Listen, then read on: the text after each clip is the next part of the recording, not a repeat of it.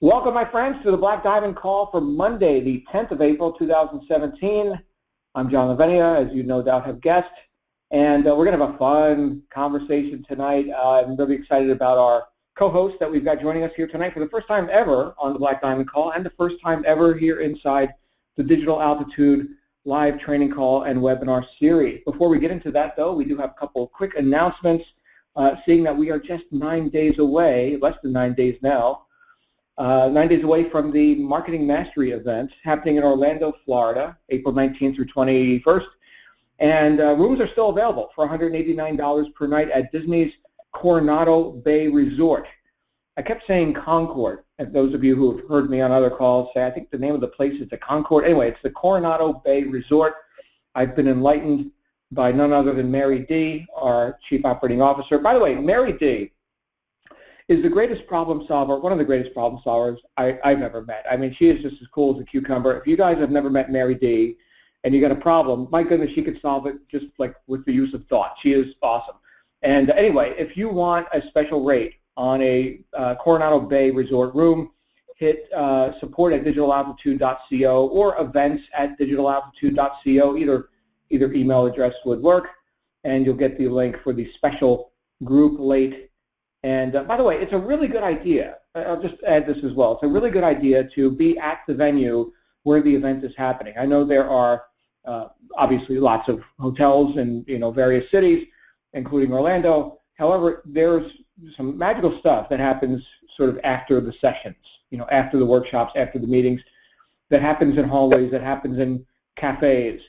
And it's really cool connections that are made. So this is part of the unspoken benefit, which you couldn't even pay for, okay? But you can only get it by being at the venue itself, and so really good rate on that room as well. So obviously, go ahead and grab that while it lasts.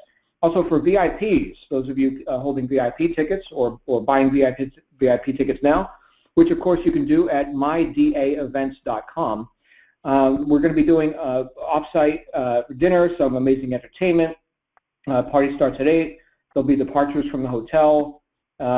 Anyway, that info will be made available during registration. And for anyone arriving early on the 19th, they can come meet us by the pool. Yes, we're having a pool party from noon till 2 p.m.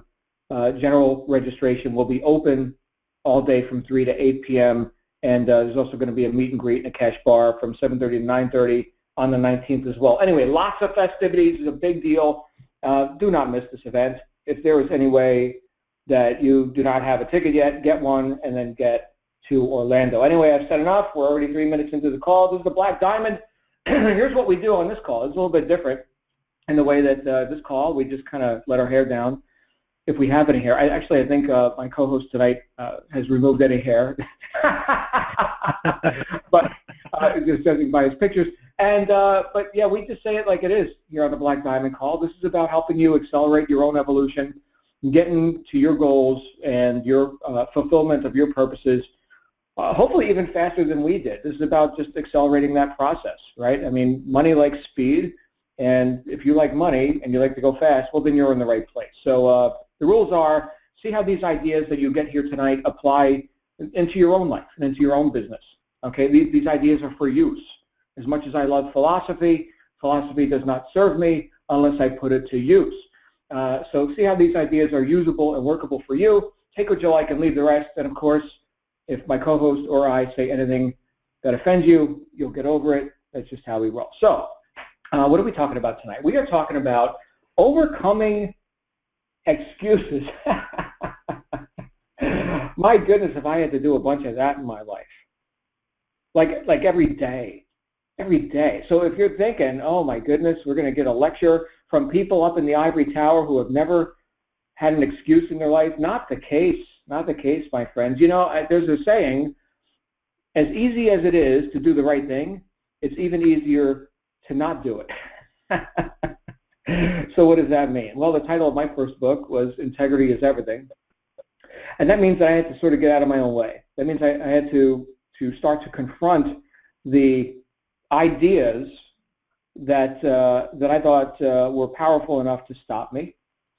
And I had to be decisive in the face of doubts, fears, indecision, right? Indecision, my goodness, that's a killer. And it often is verbalized in the form of an excuse. Like, I can't, and here's why. I mean, that sounds awesome. But you know what? The results aren't that awesome. I also heard, here's another saying for you. You can either make money or you can make excuses. You can't do both, right? So in business and in life, we're looking for doers. The marketplace is looking for doers.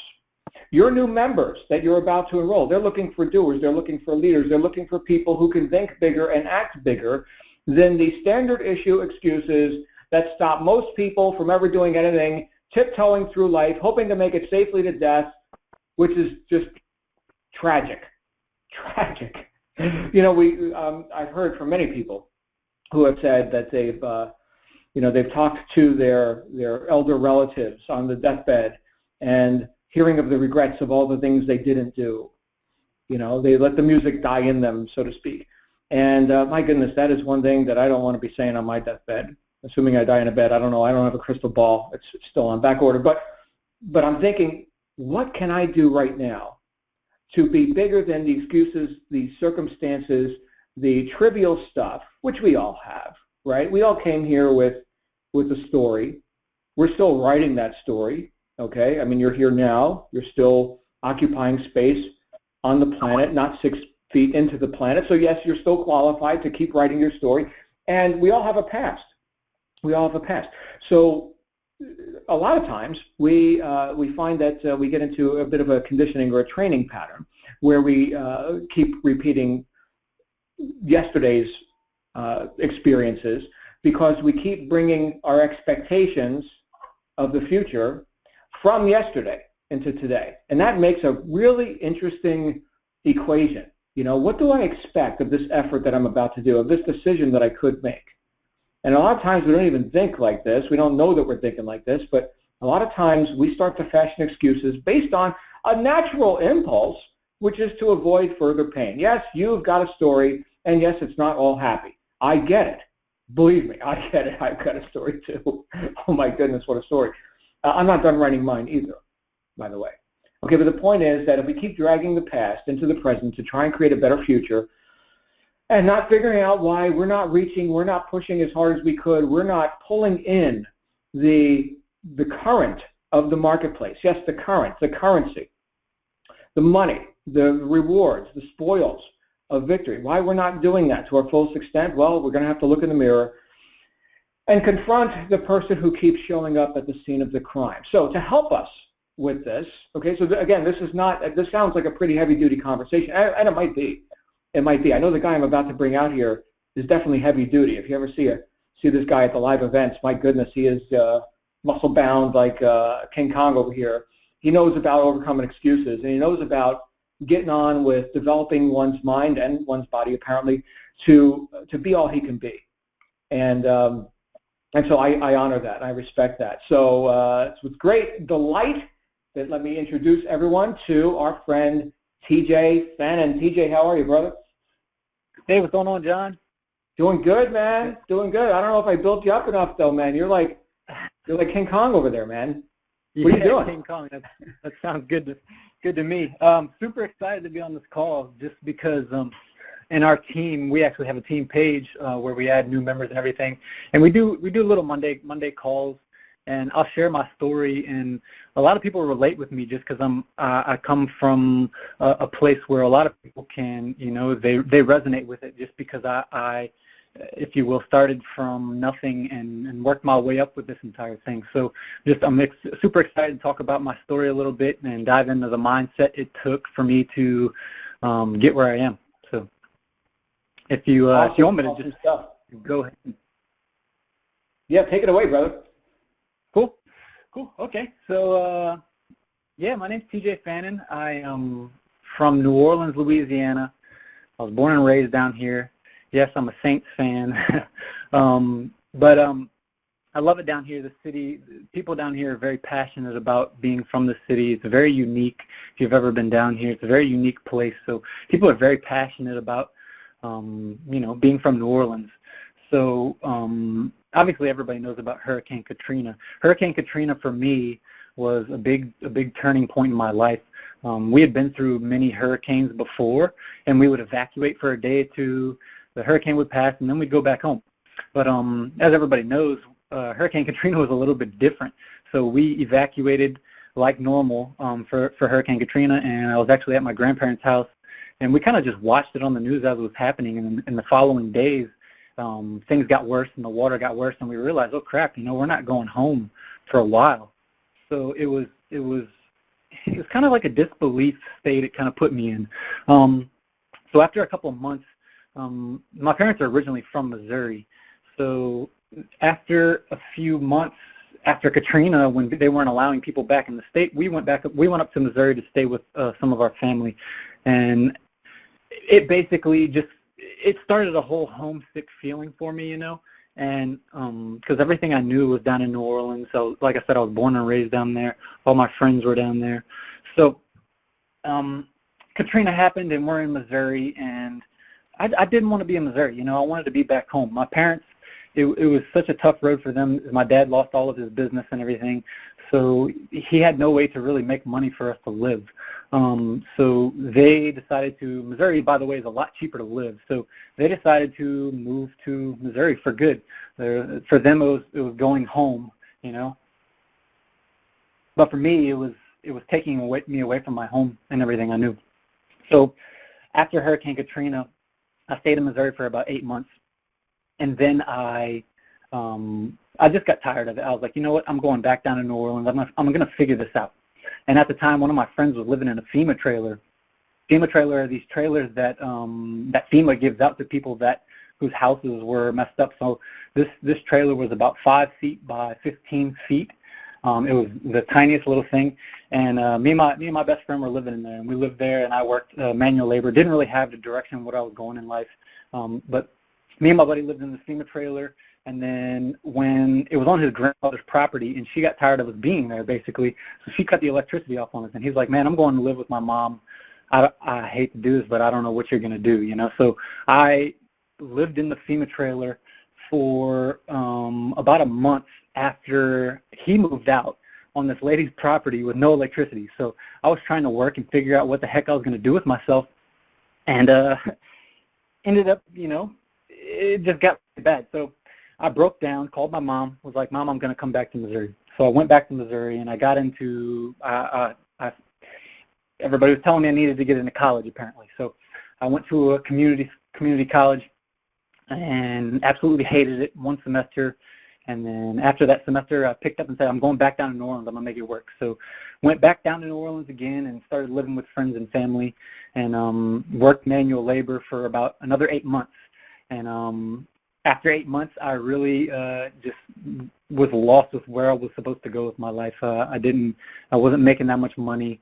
And so one thing that I was always passionate about, I was a football player in high school, but when I graduated high school, I was only about 140 pounds, so they said I was too small to play collegiate football. So after my second time living down in New Orleans after Katrina, I moved back to Missouri, again, and actually started registering for schools. And I wanted to walk onto a school and play football. That was one of my goals. So I ended up walking onto a Division II school called Missouri Western. And I walked on and earned a scholarship. I was always really, really fast, so I knew I had the ability to play at a higher level than high school, and I had put on a little bit of weight. So I walked onto the school and I earned a scholarship, and it was a great feeling. I was like, all right, I'm doing something with my life now, finally. And so I started going down this road. I want to play professional football. That was always my dream as a little kid, and it kind of got put back because of Hurricane Katrina. And I was like, you know what? It's never too late to go after my dreams. And so I walked onto the school, earned a scholarship, and in my second year, I was rotating in as a starter in a Division II school. Now, Division II is obviously smaller than some of the bigger schools, but the school that I was in had a lot of competition. I actually have about 4 or 5 good friends right now that are in the NFL right now. So our school had a lot of potential, and the Kansas City Chiefs moved their summer camp to our school. So they built this multi-million-dollar facility. It was like perfect for me, It was like, all right, I go to a small school, and then it already has ties with the NFL because the Chiefs have their camp here. So this is kind of when things got a little crazy for me, because I had always, every summer I would go back to New Orleans and I would feel super homesick, and it was just a horrible feeling. And the summer before my junior year, and I actually had NFL scouts looking at me. I set the school record for a vertical leap, which is at 40 inches. So my vert was 40 inches, and I got clocked in at a 4.33 40-yard dash, which is like NFL speed. So I had NFL scouts looking at me, and it was the summer before my junior year, and I was going to be a starter, and everybody's looking forward to it. And I took a trip down to New Orleans again, just like I always do right before school starts. And it was a weird summer for me. It was a summer where I was super emotional, And I remember one night we went on vacation with some of my friends, and I was walking on the beach, and I was drunk at the time, but I was crying because I was so emotional, and I was missing my friends and family life, and I just wasn't happy, So it kind of just messed up my whole trip. The next day, I'm on the beach, and I completely blow out my ankle, sprain my ankle so badly. Just playing toss football, I was in about ankle deep water, and just kind of sprained my ankle badly. So it was really weird because, like I said, I was in a very emotional state, and then I sprained my ankle, and then I go back to Missouri, and camp starts the next week. So I'm out, obviously pretty injured going into camp. I have a pretty bad ankle, and my coach is telling me, look, if you don't practice, you don't play. That's just how it goes. So I fought through it, I fought through the injury, and I was completely overcompensating with my left ankle because my right ankle was sprained. So I went all through camp overcompensating, and I started out the season very well. It was actually come week 5, I was leading the conference in all-purpose yards, and week 5, and I'm lining up for a play, and went to push off with my left foot, the leg that I was overcompensating on, and my ankle exploded. And when I say it exploded, my left Achilles tendon completely ruptured. So it was quite a crazy experience. Like I said, I was lined up by the other team's sideline, and I thought they threw their helmet at me and hit me with something because it was just an extreme boom. And when your Achilles ruptures, your heel drops.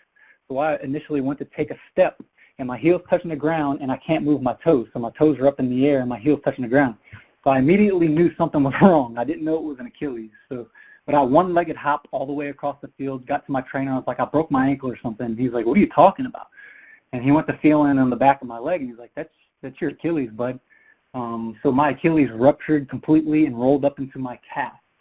At the time when it happened, it didn't hurt because I had so much adrenaline going. But it was just one of those things that you never expect to happen to you, So I actually went in for surgery the next day, and I had surgery and woke up in probably the worst pain of my life. I remember they kept asking me on a 1 to 10 scale what was my pain, and every time they'd ask, I'd say a 37.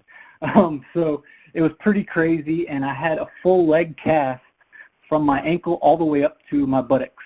So a full leg cast, and I was in a wheelchair and with crutches to move around my house. And I was that way for 6 months. 6 months I was in a full leg cast and couldn't do anything. It was the absolute worst 6 months of my life. I was the most depressed I'd ever been because I felt like, everything I ever wanted in life. It took me so long to figure out where the direction of my life was going, and then I figured it out. I'm playing college football, and I have a chance to go to the NFL, and I ruptured my Achilles. So it was just a devastating event for my life, and it just sent me down a bad spiral.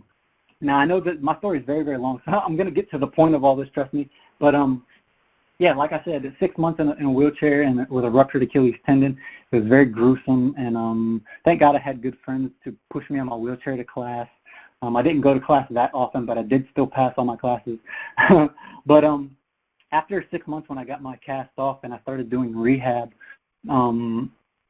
I was depressed. I was trying to come back from an injury, but I was just depressed. That I was looking at life like anything bad that could happen will happen to me. And that's exactly what happened. My mindset literally put me in that place. So I was depressed. I was not treating friends correctly. I had a girlfriend at the time that I was mistreating. Like I said, I was just very depressed, and I was feeding. I couldn't do anything. I was sitting around, so I was drinking alcohol and doing drugs, and it just sent me down a bad, depressed path. And then one day, after a long weekend, I woke up on a Monday morning and I was completely off. Something was definitely wrong with me. And I remember going to class and not being able to fill out my name correctly, and I had to leave class early because I just couldn't comprehend anything that was going on in my reality at the time. So I drove home somehow, and I remember getting home and sitting on my couch and trying to text some friends to see what happened in class. And I remember being super uncomfortable, so I kept moving from couch to couch to couch to couch to try and get more comfortable. And next thing I know, I wake up 4 days later in a hospital. So what happened was my roommate's girlfriend found me. I was convulsing on the ground of our living room. They thought it was a seizure, but it actually wasn't. Test came back, it wasn't a seizure or anything, but it was like seizure-like symptoms. So they had to rush me to the hospital, and they put me into a medically induced coma. And when I was in this medically induced coma, like I said, it was like I fell asleep for a nap and woke up 4 days later. But apparently when I was in this coma, they said I wasn't going to wake up. And they said if I did, I was going to be completely brain dead. So they said there was no hope for me, Every time they would go to try to take me off breathing and everything or whatever, my limbs would curl up. So they thought for sure I was going to be brain dead. And then one day I woke up.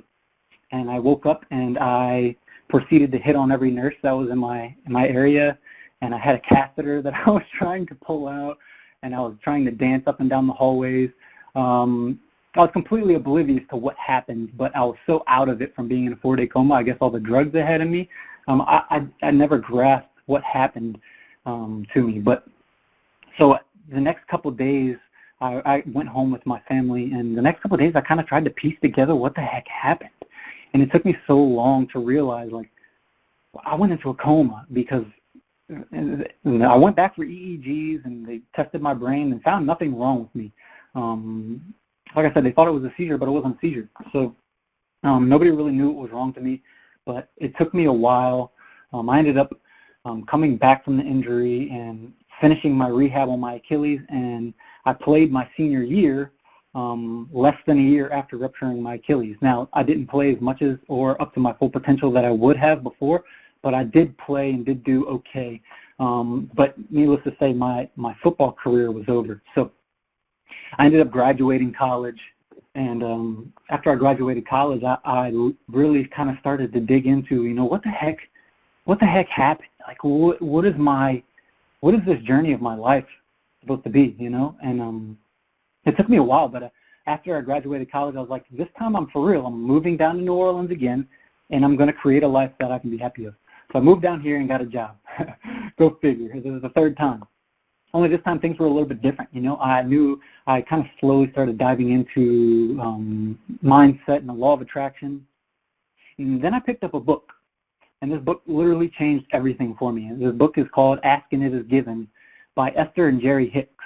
Okay, so this book basically breaks down exactly what law of attraction is, and as soon as I started reading this book, within the first chapter, I started crying because I put all the pieces together in my life. I literally created this mindset that whatever bad, since Katrina, whatever bad could happen in my life would. And I had held this mindset for a couple of years. And it literally led me down this crazy path, emotional path, that led to me rupturing my Achilles, which led to further depression, which led to me going into a coma.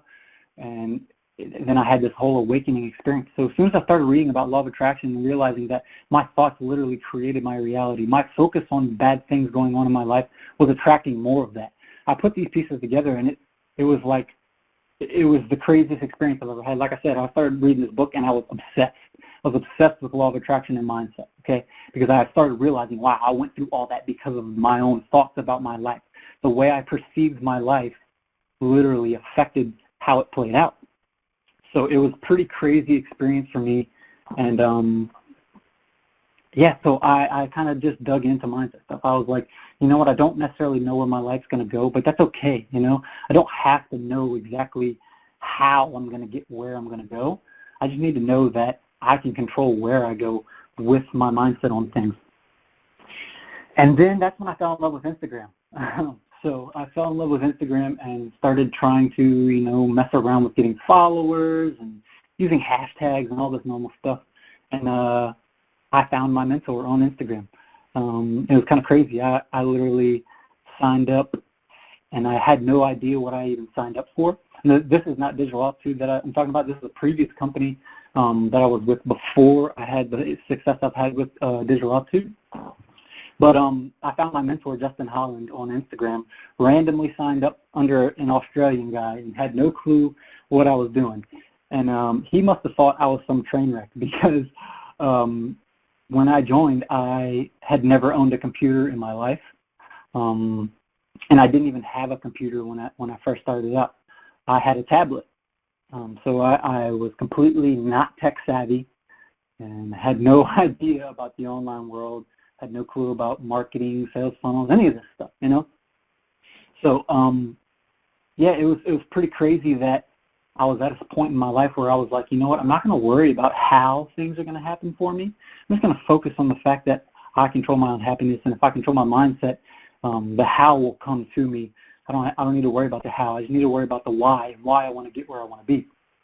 Okay, so yeah, it was pretty crazy that I had that mindset at the time, and literally the next day or something, I attracted an online business opportunity and a mentor. So right there, I knew initially, and I'm sure a lot of people that start out with an online business, they feel that way at some point. They're like, man, this showed up in my life at the perfect time. It showed up in my life when I needed this the most.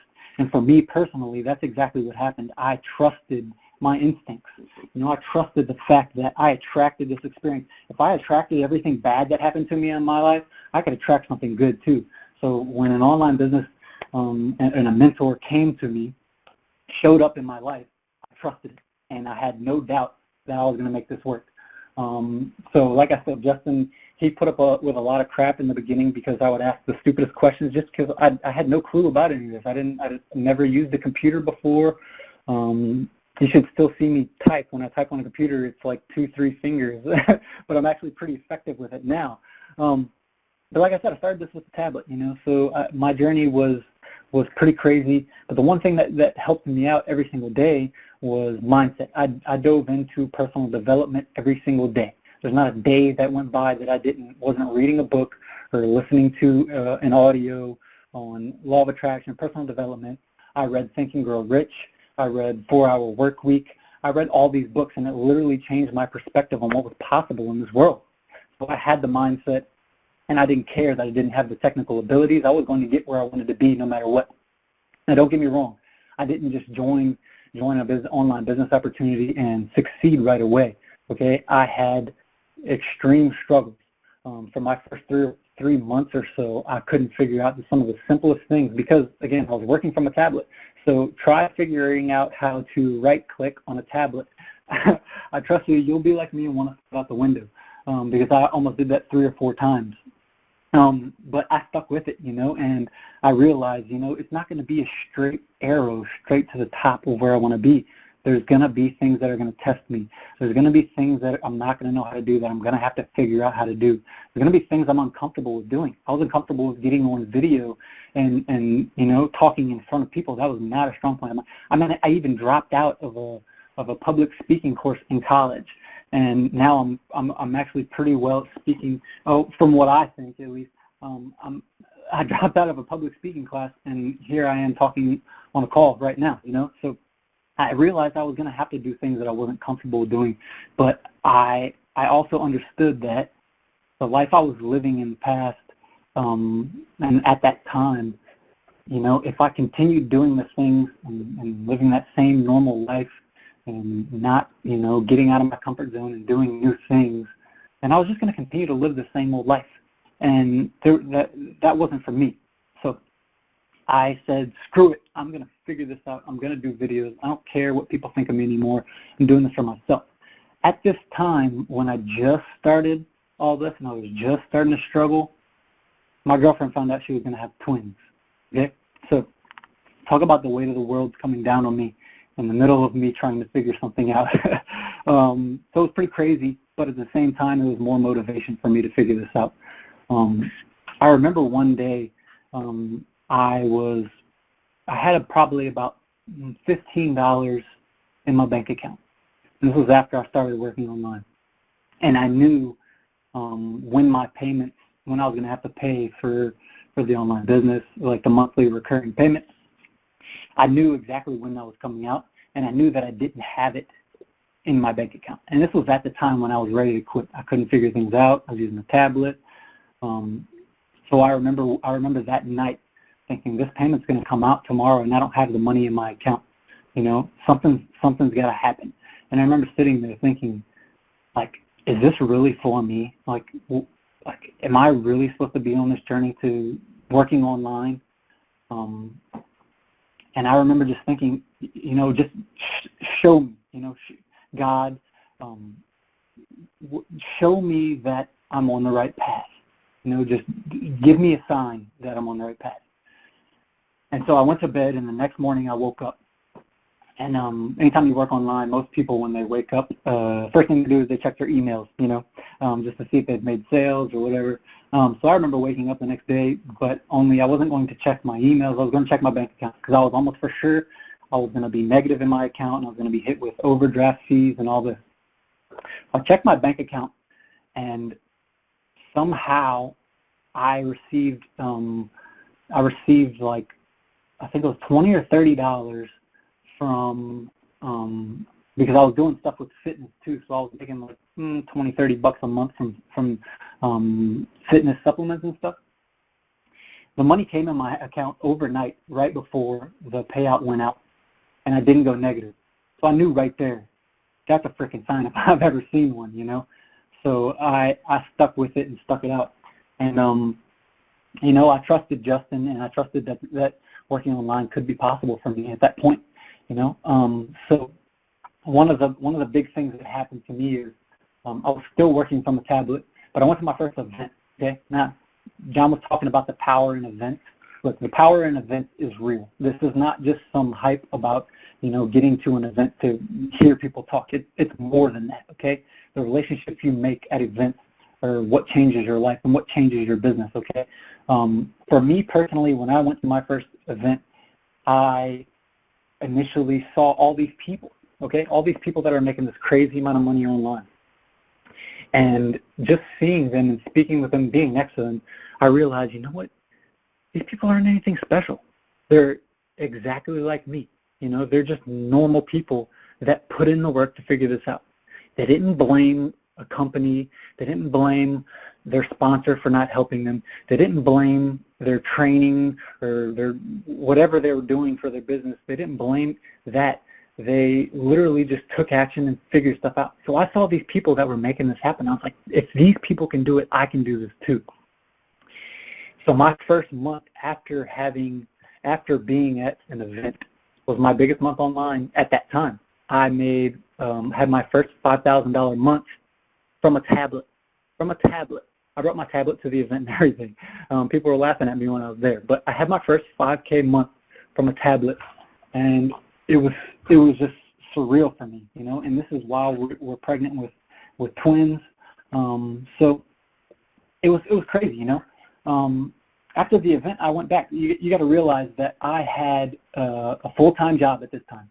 Fitness is okay. So when I graduated college and got done with football, I had to do something to stay active. So fitness was a passion of mine.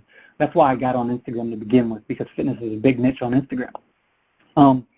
So yeah, I started this all out, and it was just kind of crazy for me that Instagram was kind of the way that I went about this and attracted it, you know.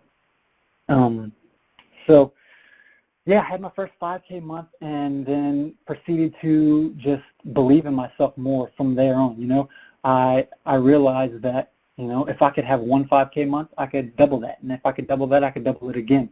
And I realized it was all just a state of mind that I needed to have.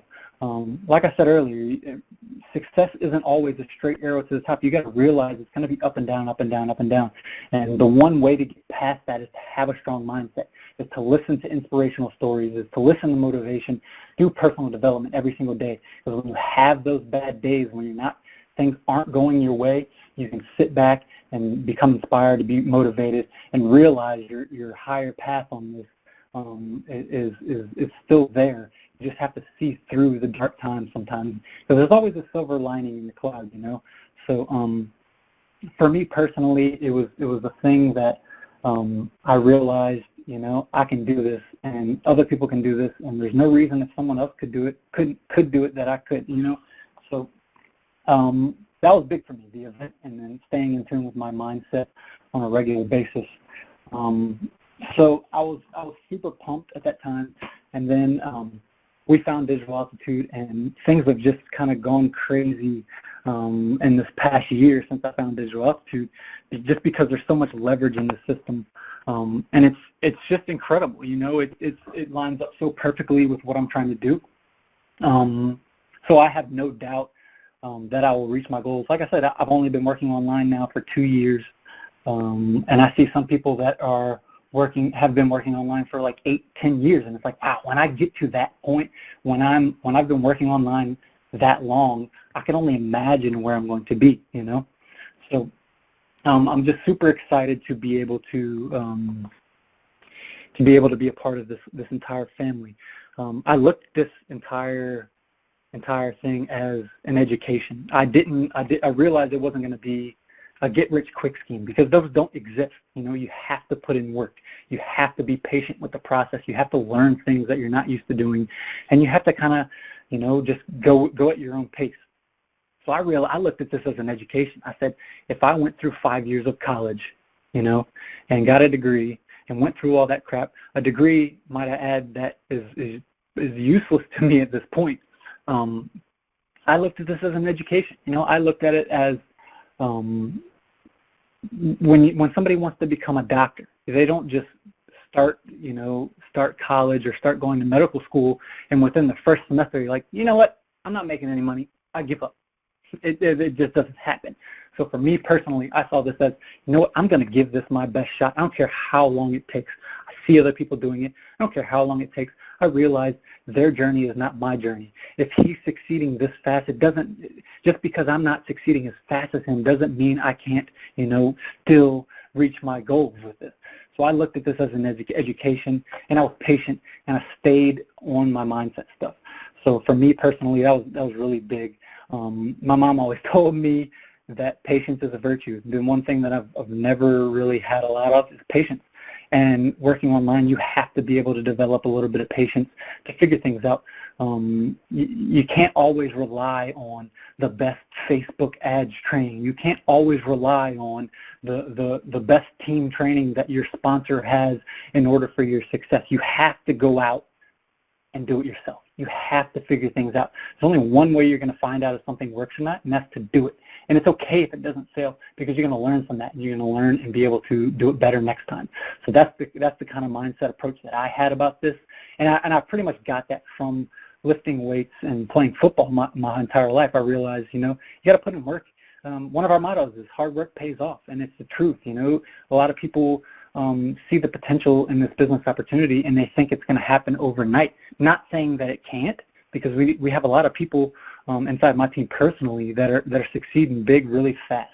But if people realize that it's going to take hard work, and it's going to take a little bit of resilience and patience to make this happen, they'll go about their work a little bit more. Most people get into something and they are super desperate to make their business successful. Now, when you're super desperate, desperation is an ugly trait to have, okay? And it changes your marketing. When you make videos and you're super desperate for somebody to join your team, guess what? You're not going to attract anybody to join your team, okay? Just being desperate in a place like that is just a bad place to market out of. So as you learn patience and start to learn little things and celebrate your small successes, I don't care if it's your first lead, celebrate it like you just won the Super Bowl. That's how you slowly progress towards creating the success you want. And you just got to realize that everybody's journey is different. For me, my journey is obviously a lot different from people. Some people might start out more tech savvy than me. I had to figure out how to use a computer. As a matter of fact, after I had my first 5K month from a tablet, my mentor, Justin, actually bought me my first computer. So he bought me my first computer, but which was really cool. It was probably one of the coolest things anybody's happened for me, but I didn't know how to use a computer. So I had to figure it out on my own, and I'm just blessed to be able to sit here today and share my story and just kind of inspire people, no matter where you're at in life. Just realize that, you attracted this opportunity for a reason. You're here for a reason, and your perception on it is going to be the total out is what's going to create the outcome for you. So if you're expecting to succeed, you're more likely going to succeed. When I was doing things, I looked for every single reason that I could make this work, when most people point out all the reasons that they can't make something work. So most people start out online, they're like, oh, I really don't have time, because I work a full-time job. For me, I was working 50 hours a week, waking up at 5 in the morning and driving an hour to work. I worked manual labor in the oil field. Well, it wasn't the oil field. We were making hydraulic hoses for like oil tankers and stuff. So it's really, really hard manual labor work. And I'm in southern Louisiana, so the heat is about 100% humidity and 100 degrees. So just completely brutal. So I literally had every excuse to give this up. I was working 50 plus hours a week of manual labor, and as soon as I would get off of work, I would go to the gym, just to kind of get that was my meditative process during each day, where I would kind of release. So I would work 50 hours a week, going to the gym every day, and then drive an hour home. And when I got home, I would put in work for a few hours on my business after my girlfriend would go to sleep, because we were going to be having twins. So I had twins, and things just changed for me. It was right at, like I said, I was working manual labor and then quit my job. It was probably close to a year ago right now. Like I said, I was making about $11 an hour, manual labor, 50 hours a week in the sun and the heat, and I just wasn't being respected in my job. And I was like, you know what? I quit. I'm not coming back to this job. And so that literally forced me to, take it up a notch with my business. But it's okay, because I kind of had an understanding of things. Now, I would never suggest somebody that just starts out working online to quit your job. It's going to be a tough road. But for me, I just started to get the hang of things and understand, and I started having money coming in. So I was like, you know what? I'm going to quit my job. I quit my job, and then we had twin boys, and they are now 17 months old. So we're extremely blessed to have these boys, and I've been working from home pretty much their entire life. We've never had to take them to daycare, and I've been there every step of the way. They're my reason for everything I do. Those boys are everything to me. So for me personally, I don't care what it takes. I'm going to create a life to where I can be around them, and I can raise them to be strong, healthy boys, and it's exciting to me, So I never thought, when I first started diving into personal development and started posting on Instagram, I never thought I would be able to quit my job, leverage an online system, and be able to work from home while raising twins. It's been a surreal experience for me, and I'm just so blessed, just because of the leverage that this system that we're using gives me. I literally will work now whenever I feel like it during the day. I'll usually wake up, play with my boys, go to the gym, come home, hang out with them for a while, and then I'll sit down and do work. My schedule is based around my family and my passions, rather than how it used to be, where I had to fit everything in around a job.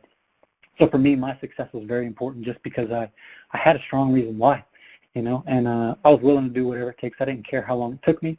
I didn't care if I was grinding this out for, the first 5 years of their life. I said, no matter what, at one point, I'm going to be able to raise these boys, and we're going to be able to do whatever we want. And so it's been quite a ride for me. And like I said, I'm blessed to be a part of this entire family. And so that's kind of the rundown of my story. I could talk about my story and mindset stuff for hours and hours. So that's kind of a brief brief summary of my entire story, but there's a lot of aspects to it. But as you see, there's a correlation of things for me. My mindset, I was expecting everything bad that could happen to me. I expected it to, and it did. And then when I came out of things, I've been expecting everything that's good. I expect it to happen to me. I expect to succeed. And I realize that it's not always going to be a straight road, but no matter what, I'm going to persevere and create the life that I want. So, yeah, John, that's my story. And I just turned 30 years old yesterday, by the way. So it was a nice, relaxed weekend. We kind of just hung out. I'm simple these days. I used to be a partier back in my college days before I had a coma, but I'm nice and simple these days. And a gym session and hanging out with my boys and some sushi, and I was pretty good to go. So yeah, there's my story. So that's awesome stuff, TJ. Congratulations and happy birthday, man! 30 years old. Yeah. Woo! Give it up for TJ and his. In our chat roll, TJ, I don't know if you're on dalivecall.com right now, but there is you've been getting a lot of love in the chat roll. We're going to open it up here for some Q&A, but I'll tell you, it's interesting to me to see how much someone can rise from a lot of adversity, right? So we started our conversation here tonight with the idea of overcoming excuses, and you seem like pretty happy with where you're going in life, despite, some pretty unsavory circumstances, and that's the thing that I think a lot of people, like we talked about right at the beginning, like I mentioned, a lot of people sort of cling to and expect, like what you were talking about, you were expecting things to go wrong, and that's based on what? Some programming you picked up from the past, right? So to be able to get into, to get into present time and look around and see what opportunities are here. What can I do with my abilities, my aptitudes, my interests? And here you are, man, just a couple years later, and assisting a lot of people throughout your business, and of course here tonight on our live call as well. So thank you, man. Fantastic stuff that you shared here today. Yeah, so would you like to take some questions and comments from our gathering here tonight? Yeah, of course. Great, let's do that. So what we're going to do, everybody, is we're going to open it up for Q&A and comments and anything you'd like to talk about with TJ. I would recommend that we keep it sort of on topic of, overcoming barriers and excuses and false expectations and, mindset and stuff like this. If you have like a tech support question or something, we do have a help desk over at DA, and people know about, getting websites working and whatever you need there for tech. We can't solve those problems for you on a conference call. So we're going to go ahead and open it up right now. Hold on a second. So Q&A session has started. If you'd like to come on out here, you can go ahead and click the command to raise your hand, and if you are on a phone, that command would be *6, and then you can confirm by pressing the number 1.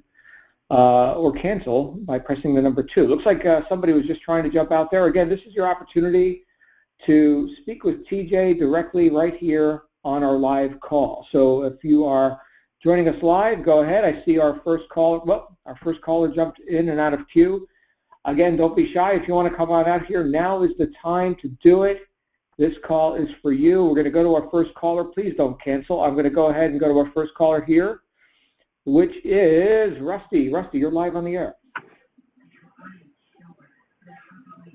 Rusty Prowitz, you are live on the air, sir. Oh, sorry, I was just listening. Okay, very good. Anything you'd like to say or ask TJ tonight? No, I'm just still kind of new. I just joined a few days ago. I'm getting ready to do my business plan tomorrow. Very good, Rusty. Glad you're here, and keep on trucking. We will see you on our next call. And we're going to go to our next caller, which is Joshua. Joshua, you are live on the air. Whoop, we just lost Joshua. Okay, I'm going to go for last call here. We got a bunch of people online. If you'd like to come out, now would be the time to do it. We're going to go to our next caller, which is Cece. Cece, you're live on the air. Yes, hi there. Can you hear me okay? Loud and clear, Cece. Thank you for jumping out. Awesome. Thank you, John. Yes, I have a question for TJ. TJ, can you please tell the rest of us the days that, because you said you work when you feel like working, but when you do feel like working, can you take us through a typical work day for you, please? Hi, Cece. Glad to have you on. Yeah, so for me, I usually wake up. I don't wake up from an alarm. I've always hated alarm clocks. Go figure. But my boys usually wake me up in the morning, first thing in the morning. So we wake up, we have breakfast, watch a little Mickey Mouse Clubhouse, and then, yeah, I get breakfast and usually read or listen to an audio. I usually start my days off with some mindset stuff because they do say the door to your subconscious mind, the times when your mind is most accepting things that you learn is like right before bed, first thing in the morning. So I always try and get mindset stuff in right before I go to bed and then first thing when I wake up in the morning. So, yeah, I wake up, feed my boys, and then do some mindset stuff, and I usually eat a pretty big meal, and then I go to the gym. When I get home from the gym, I kind of relax, eat a little more food. I eat a lot of food, by the way, and then kind of just relax with my boys for a little bit until I feel like working. I never try to force my work, and obviously I'm blessed to be able to do this. Most people, when they're just starting out, they kind of have to work whenever they have free time. But for me, I never try to force things. So once I feel like start working during the day, I usually sit down, and my work usually consists of posting on Instagram because I run about 16 accounts on Instagram, and I do use automation for them so I can reach bigger audiences. But I usually post on Instagram, and then I'll usually send a newsletter to my list, and then I chat with members. So I chat with potential members, new members, and I also chat with some of my team that is already marketing. So basically once I do that, I relax until we put our boys to bed. I hang out with my boys before we put them in bed. Then when we put them to bed, I hang out with my girlfriend, and we kind of just, hang out, watch TV. And normally she falls asleep pretty early. When she falls asleep, I'll usually either work a little bit more, or I will, just kind of get to bed earlier as well. But I'll always either read a book or listen to audio just to keep my mindset on track. No matter how bad the day is, I want to be able to keep that mindset stuff going, because you're going to have bad days, and it's how you react to those bad days that makes the difference in your life. So I truly believe reading or listening to audios right before bed, first thing in the morning, definitely changed my life. So, All right, thank you. Yeah. All right, thank you, CC, and thank you, TJ. We're going to go to our next caller, which is Glenn. Glenn, you're live on the air, sir. Thank you, John. TJ, can you hear me clearly? Sure can. Excellent. I am always tremendously inspired by your story tonight. It's fantastic. Really great to hear how things have, how many discoveries you've made. I'm curious. You talked about the shifts in your mindset that came as you went through your life experiences and as you were introduced to digital altitude and this whole industry. I'm sure, this is the thing I'm curious about, TJ, I'm sure that you have found out some things about yourself, and you have found out some things about your place in the world through this whole process. I'm wondering if it may be a bit personal question to ask, but what's one thing you have found out, one thing you've discovered about your own life's purpose, if you'd be willing to share that? Yeah, thanks for coming out, first off. Yeah, for me personally, I was heavily influenced by what people thought of me as I was growing up. So for me personally, I think that affected the way I acted about a lot of things. Now, if I would have came across a business opportunity earlier in my life before I went through all those things, I would have just laughed and brushed it to the side, because I actually cared about what people thought, and I had this mindset of, oh, you have to go to college. For me, it was go to college and learn. I wanted to play professional football, so I just thought this was the route for me, and I was worried about what people thought of me. And I hit that realization point after I woke up from that coma that, it doesn't matter what anybody thinks, because the only person that affects my own life is myself. I put myself in the bad situation I was in, and I could very easily put myself in those good situations too. So once I got past the idea that of worrying what people thought of me, the shift happened for me. And like I said, the further I dug into personal development, it just kind of justified it all for me. And I just had that shift and realized, you know what, this is my journey. It's not anybody else's. So I could care less what someone thinks about me. They all think I'm crazy they all thought at first that I was crazy for working online. And now here I am working alongside while my twin boys tear up the house. While they're at bringing their kids to daycare. So for me, I never wanted to bring my kids to daycare, and I set out to make that happen. And so far, I've succeeded. So hopefully that answers your question, man. Fantastic. Thank you, TJ. No problem. Very good. Thank you, Glenn. And we're going to go to our next and final caller, which is Michael from Tampa. Michael, you're live on the air. Hi, guys. Hi, TJ. Hey, how you doing? Yeah, I'm going to ask you, how long you been with DA, and who was your skill coach? My scale coach? Skill coach, yeah. Yeah, my scale coach was S. Ali. And Nice. I joined probably right around, I want to say April, May, but I actually didn't start like full throttle marketing until about mid to late June. So it took me. I realized that this wasn't an overnight get rich quick scheme. I realized that to have success in any kind of business, that it was going to take me a little bit. So I realized, I was like, you know what, I'm going to give this a go. I don't care if it takes me a couple years. I see the potential in it. So that's kind of how I looked at it. So yeah, it took me a little while to get going, but once I hit it full steam ahead and haven't really looked back. I didn't wait around to try and figure out the perfect path of marketing or the perfect path on how to do this. I just got out there and started doing stuff and kind of just adjusted along the way. Nice. Hey, what a great guy, right? Ash Ali, right? What a great guy he is. Yeah, Ash, for sure. Yeah, right? Yeah, He's I awesome definitely guy. agree. Yeah. Yeah, I met him in Vegas, and he's awesome. Yeah, he got changed my life. Great He put attitude. me in position to succeed with this, and I'm forever grateful. Yeah, right? Nice.